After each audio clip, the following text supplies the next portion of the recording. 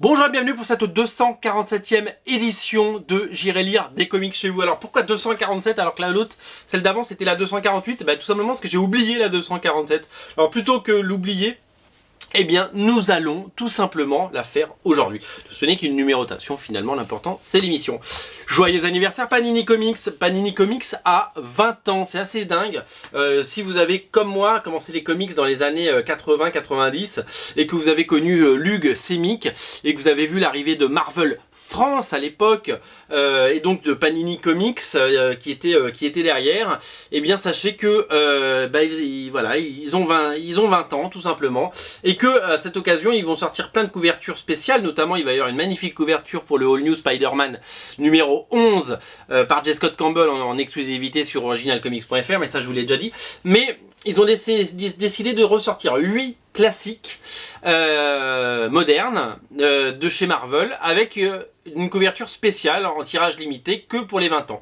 Quand on mettra les 8 BD d'affilée, ça nous fera un joli 20. Voilà, tout simplement. Donc on a quasiment le 2, vous voyez. Donc ils ont fait appel à des auteurs français. Alors pas des auteurs français de comics, ils n'ont pas fait appel à Paul Renaud, Olivier Coipel, Bengal et tous ces auteurs, Stéphane Yans. Non, ils ont fait appel à des auteurs très traditionnels. Donc typiquement par exemple sur X-Men, alors je vais vous montrer ce que c'est qu'après, ils ont fait appel à Lewis Trondheim, tout simplement. Alors je vous montre un petit peu la maquette de ces albums, ils sont assez grand format, vernis sélectif, couverture en dur, c'est plutôt bien édité. À l'intérieur on a quoi? On a les 6 premiers épisodes de la série Astonishing X-Men de Joss Whedon et John Cassaday, qui est complètement cultissime, vous le savez, vous l'avez certainement déjà. Très beau papier, papier glacé bien entendu. Il n'y aura pas la suite, hein, c'est-à-dire que les autres épisodes ne vont pas être édités dans cette collection. C'est simplement le premier arc qui est réédité avec cette couverture, donc dans le style total et complet que vous connaissez de Lewis Trondheim, cet auteur prolifique qu'on ne présente plus. Alors je vais vous montrer les autres. Le Deadpool, c'est Boulet qui a fait la couverture et ils ont repris la saga qui s'appelle Il faut soigner le soldat Wilson, qui est une saga que j'avais particulièrement aimée. J'ai pas lu beaucoup de Deadpool dans ma vie, mais celle-là je l'avais beaucoup aimée. Elle est notamment dessinée par un dessinateur que j'adore qui s'appelle Jason Pearson, et au scénario c'est Duane Swinzerski, j'arrive jamais à dire ce nom, quelqu'un qui travaille maintenant chez Bliss Comics, enfin chez Valiant, et qui fait des choses sympas. En tout cas c'est une super saga, et la couverture de Boulet est plutôt réussie pour le coup, voilà. Le Spider-Man, un jour de plus, vous savez, c'est 4 numéros scénarisés et dessinés par Joey Quesada et co-scénarisés par Straczynski. C'était les derniers épisodes de Straczynski avant son départ, c'est d'ailleurs ce qui a causé son départ, où ils avaient décidé de complètement rebooter l'univers de Spider-Man à l'époque en annulant son mariage avec Mary Jane Watson Parker, etc. Mais avec des dessins absolument magnifiques de Joey Quesada. Et bien, et c'est réédité dans cette collection pour les 20 ans de Panini avec une couverture de Bastien Vives. Je crois que c'est la plus jolie des couvertures qu'on ait, tout simplement pour le moment. C'est vraiment très très joli et je suis vraiment séduit. Et le 4e sorti pour le moment, alors il y en aura plein d'autres qui vont arriver dans les prochains mois, on en reparlera certainement, c'est le Miss Marvel, pareil, le premier arc, le tome 1 qui avait cartonné, qui a reçu un prix à Angoulême l'année dernière, de J. Willow Wilson, et dessiné par Adrian Alfona, le dessinateur des Runaways, avec, voilà, je vous montre un petit peu les pages, et une couverture de Pénélope Bagieux, cette dessinatrice charmante et talentueuse qui cartonne en ce moment, notamment avec une bande dessinée qui s'appelle Culotté, le 2e tome vient de paraître. Voilà, alors ils ont vraiment fait appel à du dessinateur franco-français de la nouvelle scène ou française.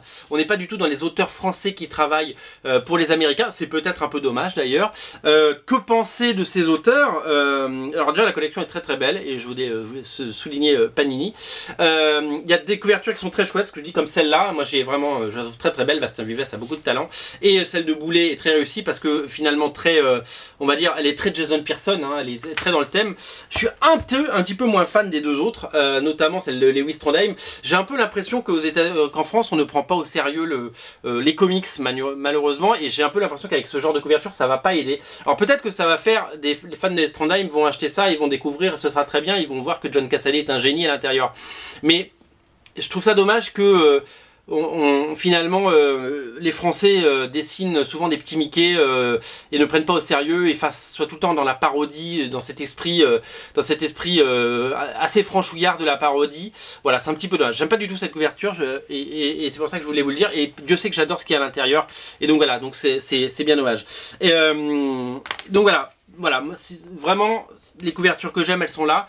Voilà, parce qu'elles sont vraiment dans l'univers et complètement respectueuses de la noblesse qu'on peut mettre dans les comics et qu'on aime, parce que les comics, on les aime. En tout cas, la collection est très belle. Je suis très étonné.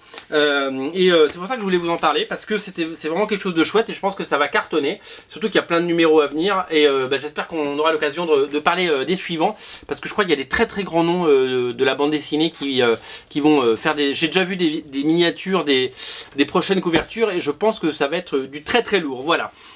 Alors on va faire un petit détour chez nos amis de Urban Comics avec un comics à ne pas rater.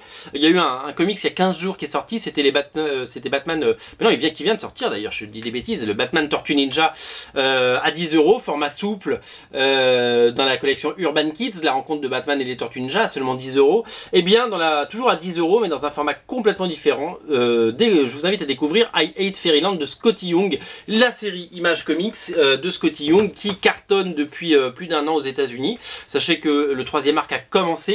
Sachez qu'il va y avoir à l'occasion du Free Comic Book Day aux États-Unis un numéro spécial qui va s'appeler I Hate Image Comics, où Gertrude, le personnage principal de la série, va trucider tous les personnages de Image Comics, de Rick, de Walking Dead, en passant par Spawn, Savage Dragon et tout ça. Voilà, donc le premier tome est à prix sympa, 10 balles. Et là où je suis super étonné, c'est pour le format. C'est un grand format, en dur bien entendu. Et voilà, c'est des très belles pages et c'est vraiment super. La maquette est très chouette. Et puis les dessins de Scotty Young sont absolument géniaux. Alors Scotty Young, vous le connaissez à travers les couvertures qu'il peut faire assez régulièrement chez Marvel. Avec vous savez, il dessine des bébés. Il avait dessiné dans les années 2000 des séries comme... La Torche Humaine, Human Torch. Il avait dessiné plein de choses. Il a fait évidemment le Magicien d'Oz, vous vous en souvenez. Et pendant Secret Wars, il a dessiné une mini-série qui n'est toujours pas éditée en album. C'est très curieux d'ailleurs. Où c'était les Avengers contre les X-Men, mais version bébé. C'était absolument adorable. Et je ne comprends pas pourquoi Panini ne le sort pas en album. Voilà. L'histoire, c'est quoi? L'histoire, c'est l'histoire d'une petite fille qui s'appelle Gertrude, qui va se faire happer dans un monde qui s'appelle Fairyland. Espèce de monde de contes de fées où on retrouve tous les personnages de la culture populaire et des contes de fées, déformés ou pas, un monde coloré, un monde rigolo, un monde avec des grands champignons, avec des grands monstres, des trolls, etc. Et on va découvrir que ça vous rappelle pas quelqu'un, ce grand blond avec des épées et une hache. Ou un marteau si vous voulez.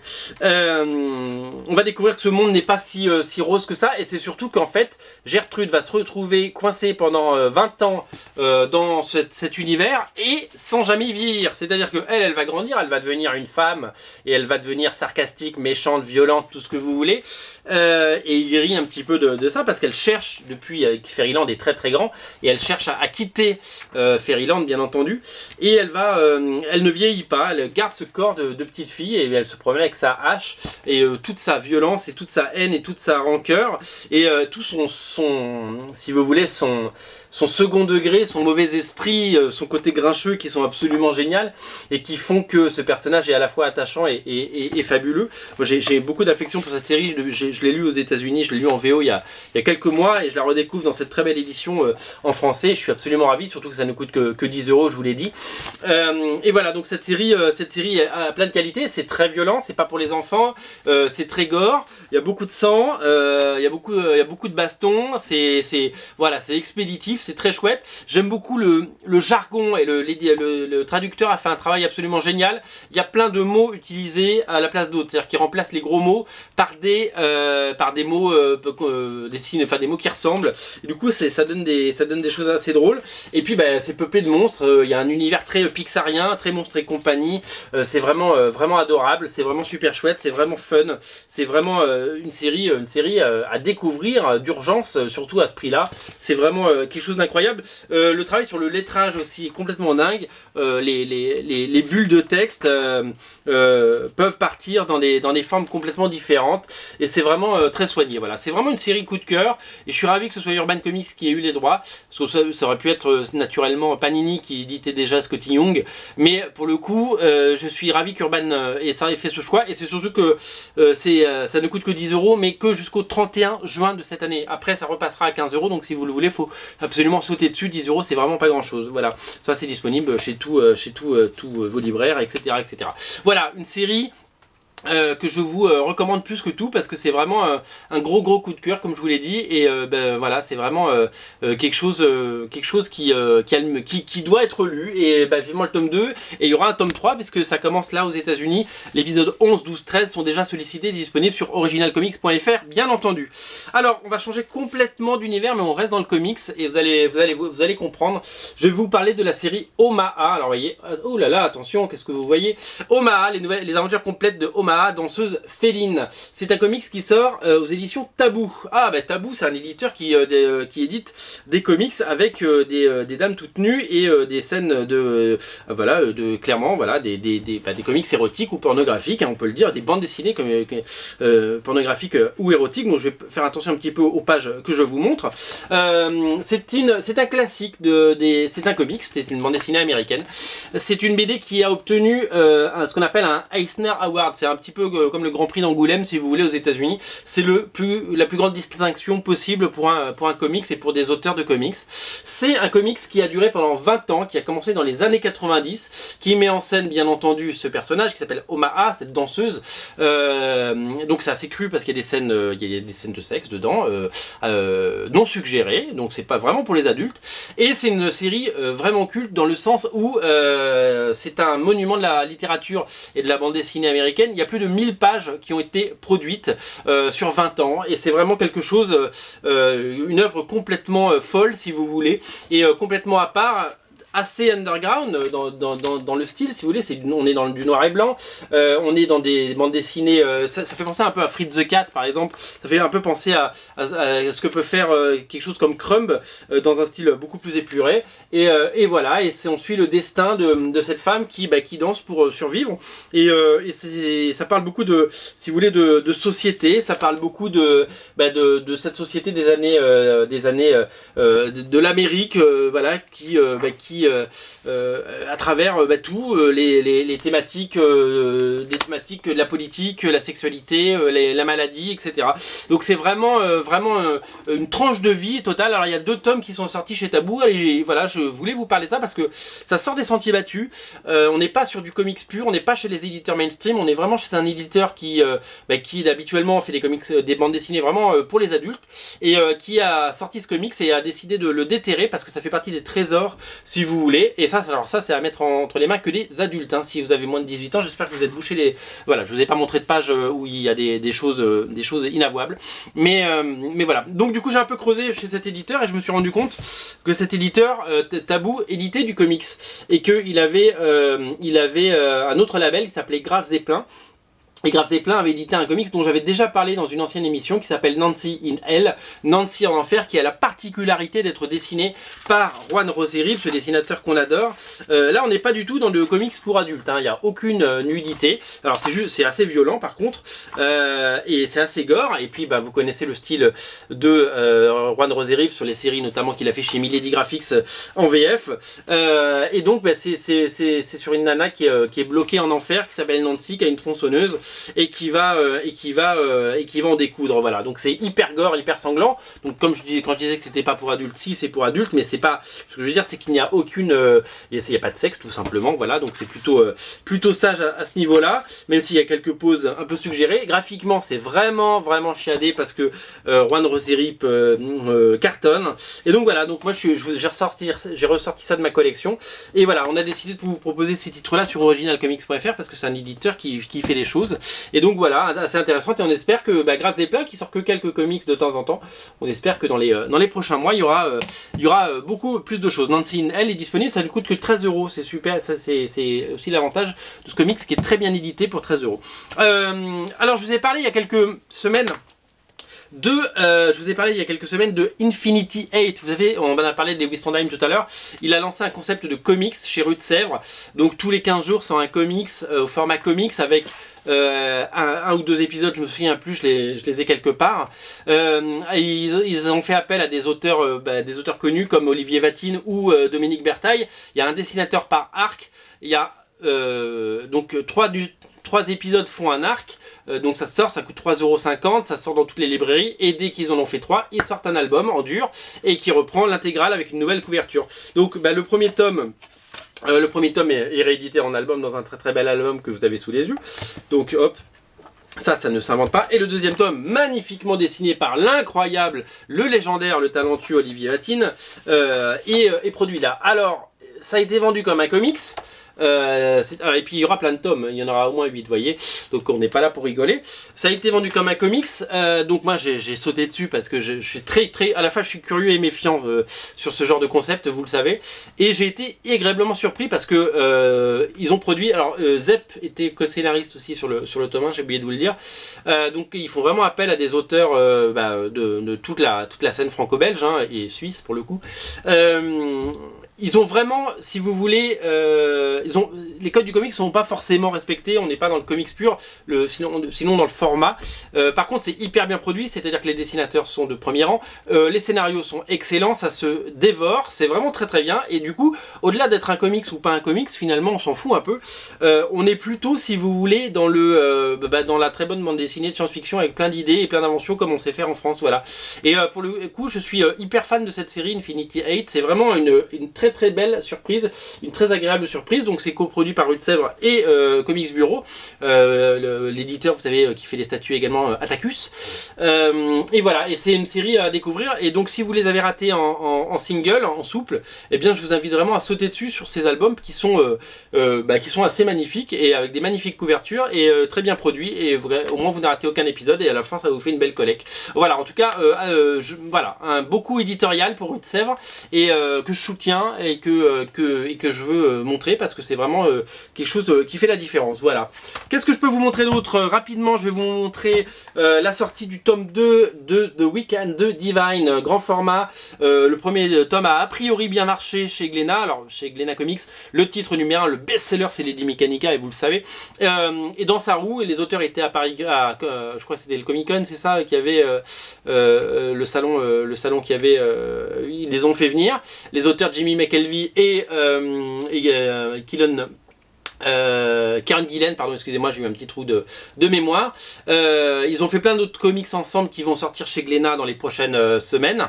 Et donc The Weekend de Divine, et la série c'est un petit peu un prolongement de la lecture, un petit peu de, si vous voulez, de Jupiter's Legacy de Mark Millar et Frank Whiteley, dans le côté les dieux, les super-héros, les dieux réincarnés dans cette terre, et puis leur pouvoir, donc leurs abus, donc etc. Le dessin est très ligne claire parce que Jamie McKelvey c'est un dessinateur qui fait des choses assez soignées. C'est une série qui a reçu un accueil critique et public assez fou. Voilà, à confirmer sur les ventes. Je sais pas du tout si ça marche, je suis incapable de vous le dire, je n'ai pas cette information. Je sais juste que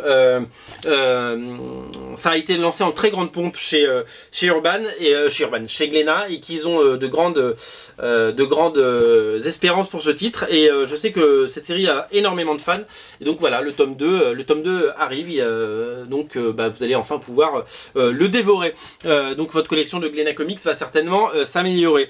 L'autre série à ne pas rater c'est une découverte, Sons of the Devil, une série Image Comics, scénarisée par Brian Buccellato, qui a fait récemment du Flash avec Francis Manopoul, et dessinée par Tony Infante, une série que je connaissais pas du tout pour tout vous dire, et qui m'a complètement séduit pour son graphisme notamment.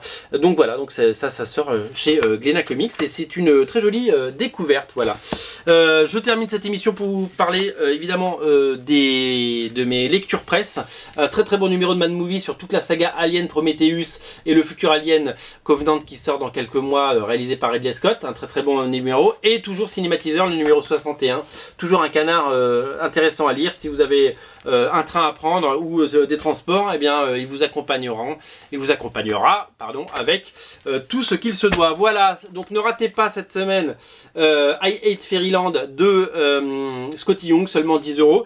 Et faites-vous un petit plaisir si vous ne les avez pas déjà dans d'autres collections. Et prenez-vous les éditions spéciales 20 ans, notamment celui-là qui est mon petit coup de cœur. D'abord parce que j'adore la BD qui est à l'intérieur. En plus, cette couverture de Bastien Vives est à tomber par terre. C'était la 247e émission. La 248 est déjà en ligne depuis 15 jours. Et la 249, ce sera donc la prochaine. Ça n'a aucun sens, mais c'est comme ça. Salut!